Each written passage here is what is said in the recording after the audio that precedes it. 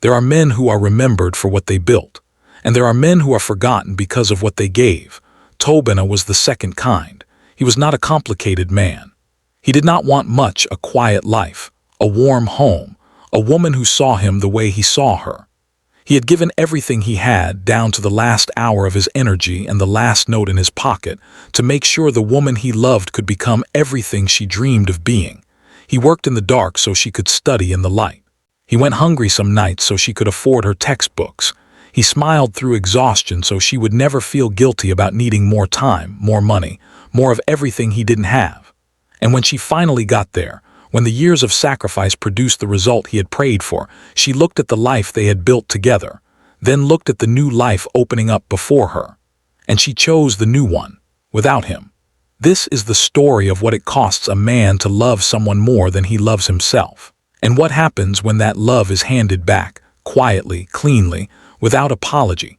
Tobina grew up in Enugu, the third of 5 children in a household where money was always discussed in whispers. His father drove a commercial bus on the same route for 22 years.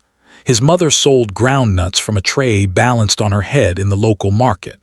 They were not poor in the way that meant starving. They were poor in the way that meant careful. Every coin counted, every meal planned, every dream quietly adjusted to fit the size of what was possible. Tobina learned early that the world did not soften itself for people like his family.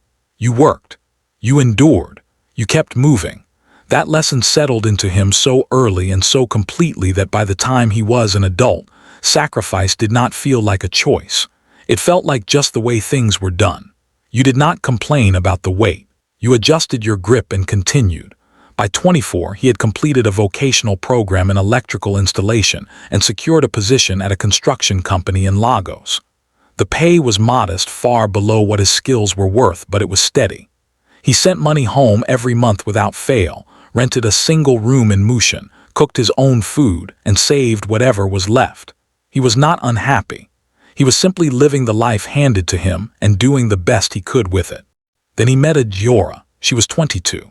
Bright, deliberate, the kind of woman who walked into a room and immediately understood how it worked. They met at a friend's birthday gathering in Surulere, Tobina standing near the wall with a drink he was barely touching, Ajora across the room laughing with a confidence that made him straighten his posture without even thinking about it. She was direct from their very first conversation. She asked what he did, where he was from, what he wanted from life. He answered honestly. She told him her dream was to go to the UK, a master's degree in international journalism at the University of Sheffield, and she said it the way people say things they have already decided, not things they are merely hopping for. He was drawn to that certainty immediately. He recognized it.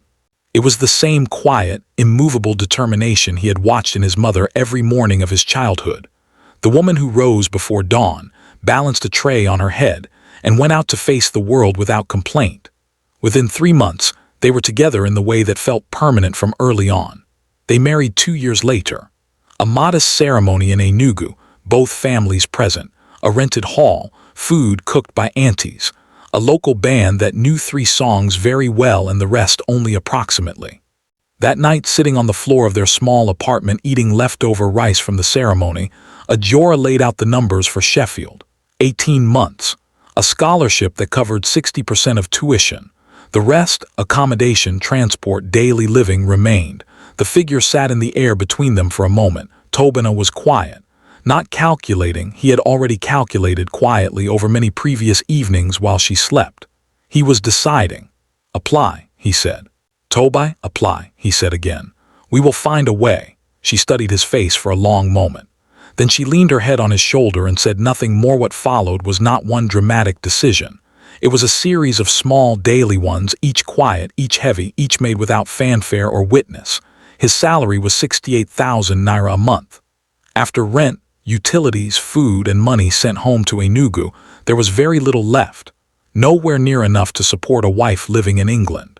So he added a second job, weekend electrical work across Lagos, rewiring apartments, fixing faults, installing fittings for building managers who paid him cash at the end of a long Saturday. He carried equipment on public buses because he could not afford a car. He worked in buildings with no ventilation in the Lagos heat, sweating through his shirt before 9 in the morning. Some Saturdays he came home unable to fully lift his arms. He said nothing about it. When Ajora asked how the day went, he said fine.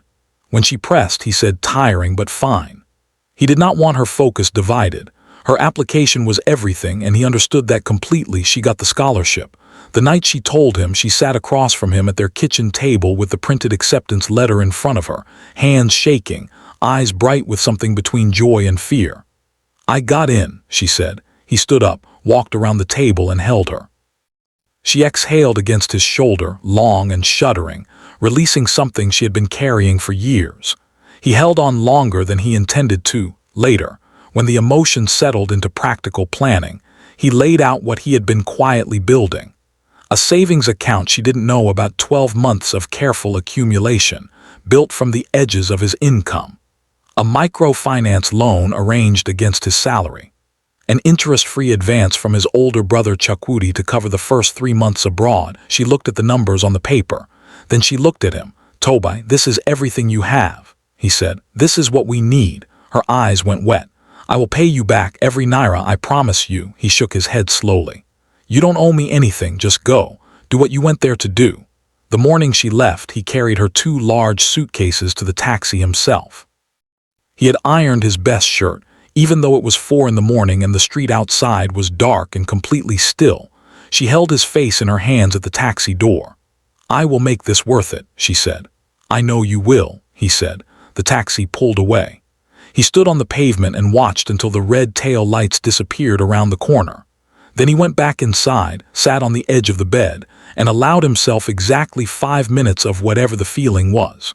Then he got up, put on his work clothes, and went to the site. The 18 months that followed were the hardest of his life. He stopped eating lunch, not as a dramatic gesture, just because the money needed to go somewhere else. He carried Gary and ground nuts to the site in a flask. His colleagues teased him about it once. He smiled and said nothing. He wore his work boots until the left sole began to separate, fixed it himself with construction adhesive, and kept wearing them. He cut his data subscription to the bare minimum needed for Ajora's messages and their weekly video calls. He told nobody what he was doing. Not his brothers. Not his mother, especially not his mother, who would have worried herself sick.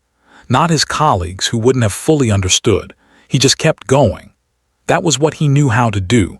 Ajora's voice notes were the best part of every single day. Sometimes 15 minutes, sometimes 20. Her lectures, her classmates, the gray English weather, the library that stayed open until midnight. She was thriving. He could hear it clearly, the sharpening of her thinking, the growing confidence in her voice, the quiet expansion of who she was becoming. He was genuinely proud of her, not in a complicated way. Simply, completely proud. He kept every voice note. On the long days, walking home from the bus stop through the dark, he would put in one earphone and listen to her voice and remind himself what it was all for. She came back after 18 months with a distinction.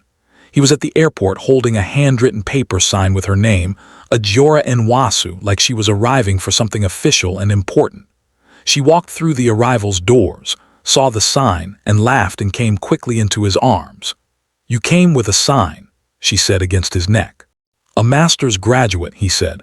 "You deserved a sign." She pulled back and looked at him carefully.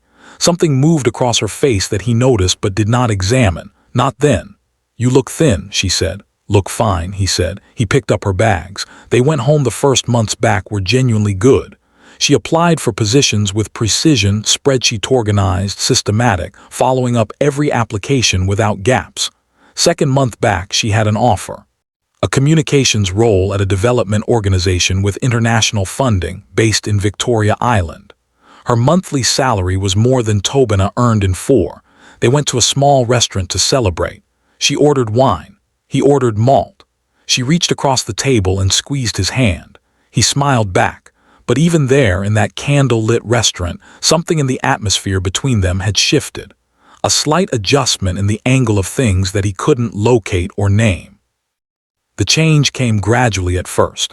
Then all at once, new job, new circles, colleagues who worked internationally, friends from her Sheffield program who had returned to Nigeria with similar roles.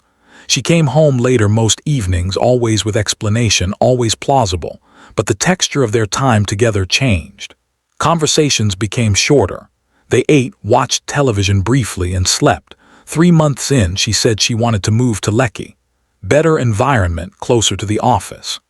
The rent was nearly double what they paid in Mushin. He did the calculations and agreed.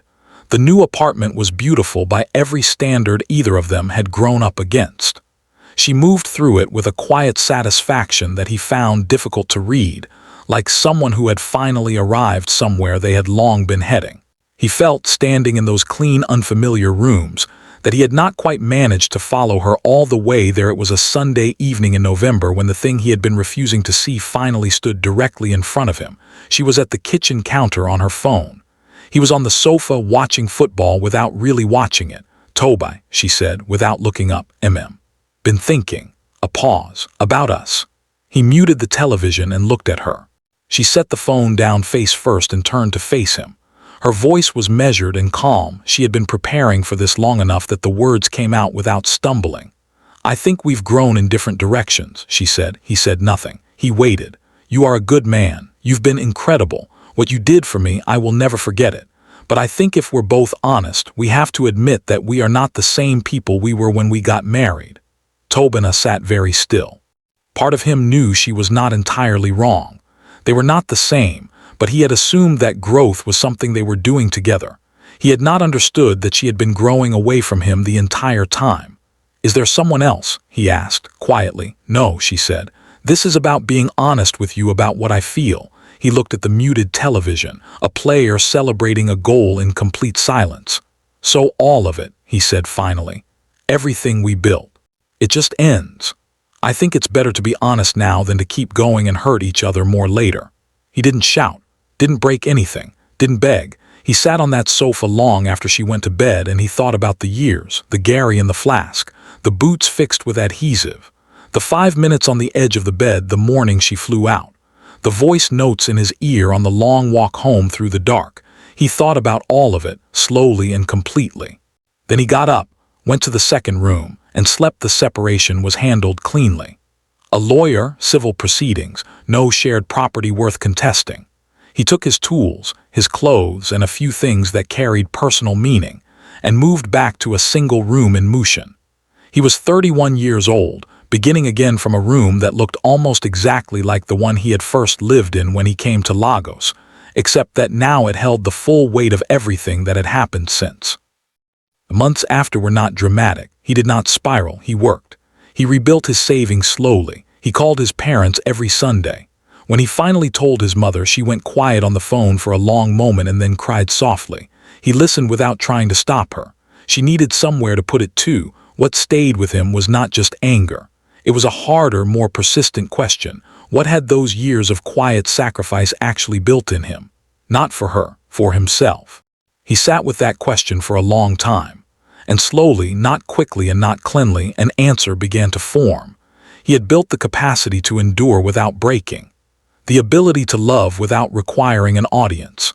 The understanding that real commitment is practical, daily, and largely invisible, and that a man who sustains that effort year after year, without recognition, without complaint, is someone of genuine substance. He had not wasted those years. He had just been paying them to the wrong account. Months after the separation, Tobina registered his own contracting business. Small at first, himself and 2 assistants, work sourced from building managers he had built real relationships with over years of weekend jobs. He named the company after his father. The day the certificate arrived, he sat at his desk and looked at it for a long time. His father's name, his own signature beneath it.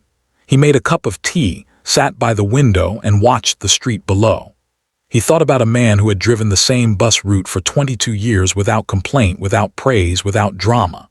He understood now, in a way he hadn't before, what that kind of consistency quietly costs, and what it quietly, invisibly builds. Not recognition, not applause, just something solid, permanent, impossible to take away. 2 years later, the business had 4 employees. He moved into a 2-bedroom flat in Yaba, not Lekki, but his, fully, completely his. His name on the lease, his tools in the second room, his mother's photograph on the shelf above the television. He was 33, not where he had imagined being, but somewhere real, built entirely by his own hands, belonging to no one else. He is not a cautionary tale. He is not the story of a man destroyed by a woman's ambition, or a warning against love or generosity. He is the story of a man who gave everything he had to something real, and who survived the ending of it without losing himself in the process. There are men like Tobina everywhere. They carry things quietly. They do not complain. They build in the dark and smile in the light and hope that the people they love will one day understand whose hands built it. Some do. Some don't. But the building that happens inside a person through years of showing up without recognition, that cannot be taken. Not by a departure. Not by a signature on a legal document. Not by silence where a voice used to be. Tobina kept what he built inside himself. And in the end, that was the only thing that was ever fully his. If you have ever carried something heavy for someone who eventually walked away, this story was for you. What would you have done differently? Let us know in the comments.